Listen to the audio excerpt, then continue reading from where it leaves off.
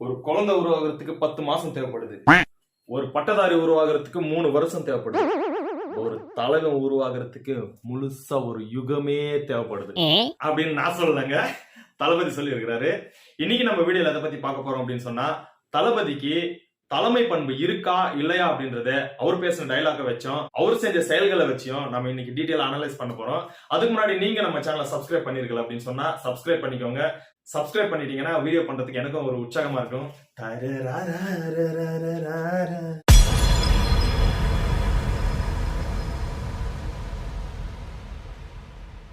தளபதி தலைவர் ஆனதுக்கு அப்புறம் நேத்து ஃபர்ஸ்ட் டைமா ரசிகர்கள் தளபதி மீட் பண்ணிருக்காரு. சாரி, ரசிகர்கள்ல தொண்டர்களை மீட் பண்ணிருக்காரு.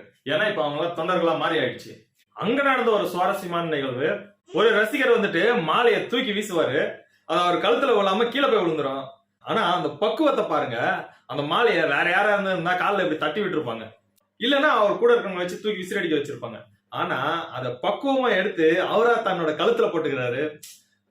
என்னன்னா இந்த இடத்துல என்ன சொல்ல வரோம்னா, ரசிகன ரசிக்கும் தலைவன். நமக்கு அந்த நேரத்துல ஒரு புல்லரிக்கிற மூமெண்டா தான் நமக்கு இருந்தது. என்னன்னா இதெல்லாம் தலைவனுக்கான பண்பு அப்படின்றதான் நம்ம சொல்ல வரோம். இப்ப என்னன்னா ஆரம்பத்துல இருந்து வருவோம். ஃபர்ஸ்ட் விஷயமா அனிதாவோட விஷயத்த பார்ப்போம். அனிதா தற்கொலை பண்ணிக்கினதுமே ஒரு தலைவனுக்கான பண்பு என்ன அப்படின்னு சொன்னீங்கன்னா, பாதிக்கப்பட்ட மக்களை அவங்களுக்கு ஆறுதல் சொல்றதை விட அவங்க இடத்துல இருந்து ஆறுதல் சொல்லணும். அதுதான் முக்கியம். ஏன் அப்படின்னு சொன்னா, நாம பொதுவா போயிட்டு ரேண்டமா போயிட்டு அவங்க கையை பிடிச்சி ஆறுதல் சொல்லிட்டு காசு கொடுத்துட்டு வந்துட்டோம் அப்படின்னு சொன்னா, அவங்க அத வெறுமனே ஒரு ஆறுதலா அப்படி எடுத்துக்குவாங்க. ஆனா தளபதி என்ன செய்யறாரு அப்படின்னு சொன்னா, அந்த இடத்துல அவர் போய் அவங்க பக்கத்துல உட்காந்து ஒரு சோஃபா போடல, ஒரு சேர போடல, என்ன இவ்வளவு பெரிய ஒரு ஆக்டர் ஆச்சு அப்படின்னு சொல்லிட்டு ஒரு பந்தா இல்லாம அமைதியா போயிட்டு காமா அந்த இடத்துல உக்காந்து அவர் பக்கத்துல உக்காந்து ஒரு அண்ணன் தம்பிய போல, எப்படி பொதுமக்கள் அவரை எங்கள் வீட்டு பிள்ளையா நினைக்கிறாங்களோ அது போல பக்கத்துல போயிட்டு உக்காந்து அவங்க வீட்டுல ஒருத்தர் மாதிரி ஒரு ஆறுதல் சொல்றது அப்படின்றது வந்துட்டு அதுதான் தலைமை பண்பு. அந்த இடத்துல அவர் கொடுத்த அந்த பணம் 3 லட்சமோ இல்ல 5 லட்சமோ பெரிய ரோலை பிளே பண்ணல.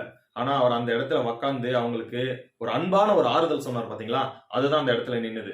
ரெண்டாவது, தூத்துக்குடியில துப்பாக்கி சூட்டு நடந்தப்ப வாயில சுடப்பட்டு இருந்த ஸ்னோலின் வீட்டுக்கு போறாரு. எப்படி போறாரு அப்படின்னு சொன்னா, மத்தவங்கள மாதிரி ஆடி கார்ல மேல் டாப் ஓபன் பண்ணி விட்டுட்டு கையெடுத்து கும்பிட்டுட்டு நான் ஜெயிலுக்கு போறேன் ஜெயிலுக்கு போறேன் ஜெயிலுக்கு போறேன் அப்படின்னு சொல்லிட்டு அந்த மாதிரி அவரு ஆடம்பரமாவோ கிராண்டாவோ பிரம்மாண்டமாவோ போல, மாறா என்ன பண்றாரு அப்படின்னு சொன்னா, மிட் நைட்ல ஒரு 2 மணி அளவுல போறாரு. போய் இங்கத்துல இருந்து போறவரு அவர் போயிருக்கலாம், அவரோட கார்லயே போயிருக்கலாம், இல்ல ஆடம்பரம் வேணாம் அப்படின்னு சொன்னா சின்னதா எதனா கார் பொதுமக்கள் மாதிரி கார் எடுத்துட்டு வந்துட்டு ஒரு மாஸ்க் போட்டுட்டு போயிருக்கலாம், யாருக்கும் அனௌன்ஸ்மெண்ட் பண்ணாம. ஆனா அந்த இடத்துல இன்னும் நாம எளிமையாவும் இருக்கலாம், இன்னொன்னு இந்த மக்களுக்கு நாம மக்களுக்கானவன் தான் அப்படின்ற உணர்த்தணுன்றதுக்காகவே ஒருத்தரோட ரசிகரோட பைக்ல போறாரு. பைக்ல போய் அவங்க வீட்டுல போயிட்டு பேசி ஆறுதல் சொல்லிட்டு அதை தொடர்ந்து அந்த தூத்துக்குடி துப்பாக்கி சூட்ல பாதிக்கப்பட்ட எல்லாரும் வீட்டுக்கும் போயிட்டு லைனா அன்னைக்கு 2 மணி அளவுக்கு பொழுது விடிய விடிய அவங்களுக்கு எல்லாருக்கும் பேசி ஆறுதல் சொல்லிட்டு அதுக்கப்புறமா போறாரு. இதுக்கு பேரு தான் தலைமைத்துவம். அடுத்தது, கேப்டன் அவர்களோட இறப்புக்கு வந்தாரு. அங்க வந்தப்போ அவர் நினைச்சிருந்தா ஜிம்பாய்ஸ லைனா நடக்க விட்டு, இன்னைக்கு சாதாரணமா ஒரு ஹீரோயின் நடந்து போனோம் அப்படின்னு சொன்னாலும், ஏன் சந்தானம் போனோம்னா கூட ஜிம்பாய்ஸ் வேணும், அப்படிதான் இன்னைக்கு ஆக்டர்ஸ் இருக்கிறாங்க. ஆனா தளபதி அந்த இடத்துக்கு வந்தவரு ஆடம்பரம் இல்லாம பெரிய பந்தா இல்லாம நார்மலா ஒரு துக்க வீட்டுக்கு போறதுக்கு எப்படி வரணுமோ அப்படி வந்திருந்தாரு. வந்த இடத்துல அவரை கைய பிடிச்சி இழுத்தாங்க, அவர் முடிய பிடிச்சி இழுத்தாங்க, அவர் சட்டையை கிழிச்சாங்க, கடைசியில செருப்பை தூக்கி அடிச்சாங்க. செருப்பு தூக்கி அடிச்சதுக்கு அப்புறமும் அவரு அதை பெரிய விஷயமா எடுத்துக்காம அதை பத்தியே பேசாம விட்டுறாரு. விட்டுட்டு அடுத்த நாள் அவரோட படத்துல அவரோட ஒரு டைலாக் வச்சிருப்பாரு, அடுத்த நாள் அவங்க தம்பி வந்துட்டான்டா அப்படின்னு சொல்லிட்டு. அது போல அடுத்த நாள் நலத்திட்ட உதவிகளை செய்ய போயிட்டாரு. இதுதான் தலைமைத்துவத்துக்கான பண்பு. இப்ப அந்த இடத்துல வேற யாருன்னா இருந்து என்ன செஞ்சிருப்பாங்க யோசிச்சு பாருங்க. அந்த செருப்பை போட்டவன் யாரு, அவனை புடி, அவனை தூக்கி போடு, அடி, இல்ல ஜெயில போடு, அவன் வாழ்க்கைய க்ளோஸ் பண்ணிடு. அவன் ஏதோ ஒரு அறியாமல போட்டிருப்பான், கேப்டன் மேல இருக்கிற ஒரு விசுவாசத்திலையும் இல்ல பாசத்தினாலையும் போட்டிருப்பான், இல்ல அஜித் அவர்களோட ரசிகனா இருந்து ஒரு தற்குறியா இருந்து போட்டிருப்பான், இல்ல ரஜினி சாரோட ரசிகனா இருந்து ஒரு மென்டலா இருந்து செஞ்சிருப்பான். அவன் வாழ்க்கையை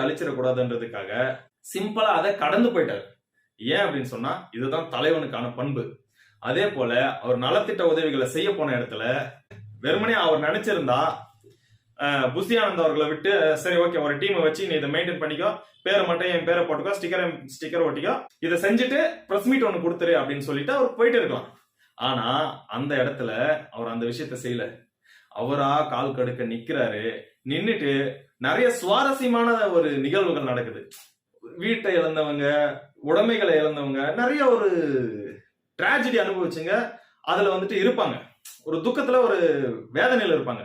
அந்த மாதிரி நேரத்துல அவங்களுக்கு ஒரு ஆறுதல் தேவைப்படுது. அப்ப என்ன பண்றாரு, இவரா இறங்கி செய்யறாரு. இவரா இறங்கி செய்யும் போது அங்க வந்த ஜனங்களுக்கு இவர் கண்ணத்தை கிள்றதும், அதுவும் ஒரு பாட்டியெல்லாம் யாருப்பா விஜய் யாருப்பா விஜய்னு போயிடுவாங்க. ஆனா அந்த இடத்துல நான் தான் விஜய் அப்படின்னு சொல்லிட்டு அவர் இன்ட்ரடியூஸ் பண்ணுவாரு. இதே மாதிரி தூத்துக்குடியில ஒருத்தர் நான் தான்ப்பா அப்படின்னு சொல்லிட்டு சொன்னாரு. அவருக்கு என்ன அவமானம் நடந்துச்சு அப்படின்றத நம்ம பார்த்தோம். ஆனா இவரு நான் தான் விஜய் அப்படின்னு சொல்றாரு. நமக்கு ஒரு மாதிரி புல்லரிக்குது. அது மட்டும் இல்லாம அங்க வந்தவங்கல ஒரு சகோதரி வராங்க, வந்து செல்ஃபி எடுக்கிறாங்க. செல்ஃபி எடுத்ததுக்கு அப்புறம் அவங்க பாட்டுல போயிடுறாங்க. ஆனா அந்த இடத்துல தளபதி கேட்பாரு, அப்ப இது வாண்டா உங்களுக்கு அப்படின்னு சொல்லிட்டு, எனக்கு வாண்டா, எனக்கு இந்த செல்ஃபி மட்டும் போதும் அப்படின்னு சொல்லுங்க. அது ஒரு அளவு கடந்த ஒரு அன்பு, ஜனங்க அவர் மேல வச்சிருக்கிற அன்பு. இதெல்லாம் தான் தலைமைத்துவத்துக்கான பண்பு. கடைசி ஒரு விஷயத்த சொல்றேன். ஏன் நம்ம வந்துட்டு இத்தனை விஷயத்த சொல்றோம் அப்படின்னு சொன்னா, அவருக்கு தலைமை பண்பு இருக்கா இல்லையான்றத நம்ம ஏன் பார்க்கணும் அப்படின்னு சொன்னா, ஒரு தலைவனுக்கான அடிப்படை முதல்ல தன்னோட ஜனங்களை நம்பணும், தன்னோட மக்களை நம்பணும். நம்பினதுக்கு அப்புறம் தான் மக்கள் அவனை நம்புவாங்க. பெரியார் ஒரு இடத்துல சொல்லியிருப்பாரு, ஒரு மீட்டிங்ல அவர் பேசிட்டு இருக்கும்போது செருப்பு எடுத்து வீசுவாங்க. செருப்பு எடுத்து வீசும்போது ஒரு செருப்பு வீசுறதுனால எனக்கு என்ன பயன், உனக்கு என்ன பலன் இருக்கு, இன்னொரு செருப்பையும் வீசு, அதை வச்சு வித்து ஜனங்களுக்கு ஏதாச்சும் செய்ய முடியுமான்னு பாக்குறேன் அப்படின்னு சொல்லுவாரு. பெரியார் வந்துட்டு அந்த அளவுக்கு பணம் இல்லாதவரெல்லாம் கிடையாது, அவர்கிட்ட இருக்கு. ஆனா ஒரு செருப்பு வீசினவனையும் தம் பக்கம் ஈர்த்துக்கிற அந்த ஒரு பண்பு, அதுதான் தலைமை பண்புன்னு சொல்லுவாங்க. அதே போல காமராசரோட எளிமையை பத்தி சொல்லுவாங்க. அவர் முதலமைச்சராக இருக்கும்போது கார்ல போயிட்டு இருக்கும்போது முன்னாடி ஒரு சைரன் வச்ச வண்டி போயிட்டு இருக்கும். புரோட்டோகாலுக்காக முன்னாடி சைரன் வச்ச ஒரு வண்டி போயிட்டு இருக்கும். ஆனா காமராசர் நடுவழியில நிறுத்தி எதுக்காக அந்த வண்டி சத்தம் போட்டு போயிட்டு இருக்கு அப்படின்னு சொல்லிட்டு கேட்பாரு. அப்போ சொல்லுவாங்க, உங்களோட பாதுகாப்புக்காக தான் அப்படின்னு சொல்லிட்டு சொல்லுவாங்க. ஆனா நான் என்ன சைனால போயிட்டு இருக்கிறேன்னா, இல்ல நான் என்ன பாகிஸ்தான்ல போயிட்டு இருக்கிறேன்னா, நான் இந்தியால போயிட்டு இருக்கேன்ப்பா, என் மக்களா என்ன கொண்டுடுவாங்க அப்படின்னு சொன்னாருன்னு சொல்லுவாங்க. ஏன்னா அவர் மக்கள் மேல வச்சிட்டு இருக்கிற அந்த நம்பிக்கை. இததான் தலைமை பண்புன்னு சொல்றோம். நாம காமராசரையும் பெரியாரும் சொன்னதுனால இவரை எடுத்துட்டு போயிட்டு அவங்க கம்பேர் பண்றோம்னு மட்டும் யாரும் நினைக்காதீங்க, தயவு செஞ்சு. நான் அப்படி எல்லாம் செய்ய மாட்டேன். ஏன் அப்படின்னு சொன்னா, இவர் வந்துட்டு இவரோட அரசியல் கருத்தை முன் வச்சதுக்கு அப்புறம் அதை விமர்சிப்பதா இல்ல பாராட்டுறதா அப்படின்றத நம்ம அப்புறம் பார்ப்போம். சும்மா வந்ததுமே வெறுமேனிக்கே சும்மா போட்டு அடிக்கணும் அப்படின்னு சொன்னா நம்ம பைத்தியங்களா மென்டல் ஆயிடுவோம். எங்க நம்மளோட ஓட்டுங்க போயிடுமே அப்படின்னு பயப்படுறவங்க அதை செய்வாங்க. நமக்கு அந்த அவசியம் இல்ல.